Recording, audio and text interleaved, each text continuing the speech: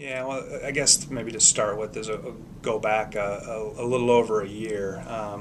We, like most districts, have experienced budget cuts, and one of the areas that we did cut back over a year ago as part of that process was in our elementary library services.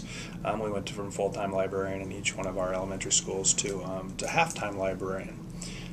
In that transition, we weren't entirely clear about what we wanted to have happen in our elementary libraries or secondary libraries for that matter, and as a result, we were floundering.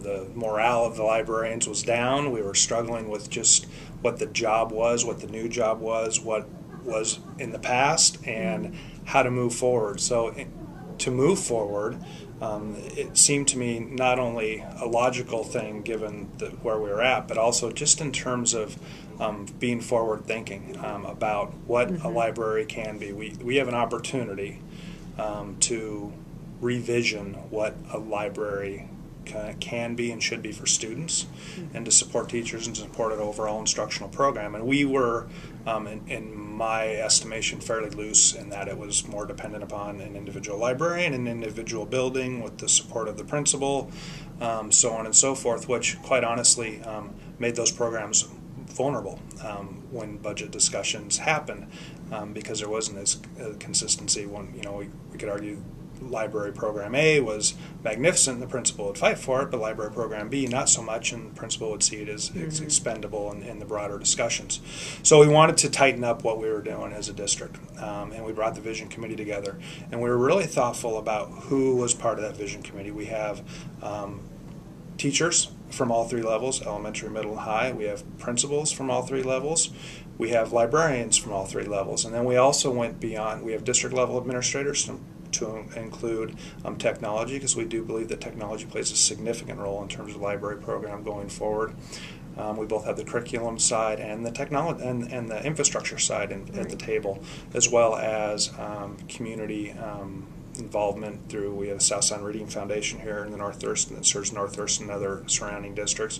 We have a representative from that group, as well as the public libraries. We have representatives from the public libraries, all coming together, as well as parents at each level, all coming together to say, first of all, what do we want for our children in the system? So that's where we're at. We brought that group together, and we're in the process of trying to define that, and I'm finding difficult work to really begin to clearly define what it is that we want.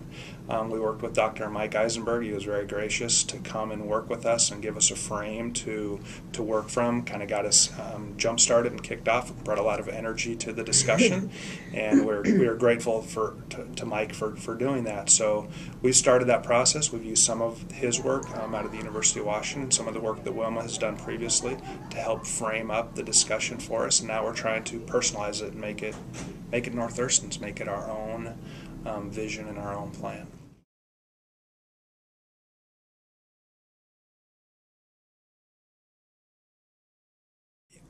My thoughts, and keep in mind the vision committee is putting together a broader perspective than just my thoughts, but one of the things that I think is going to be important for us to do is begin to view the librarian and the library and the library services as not a place or an event. It's the librarian.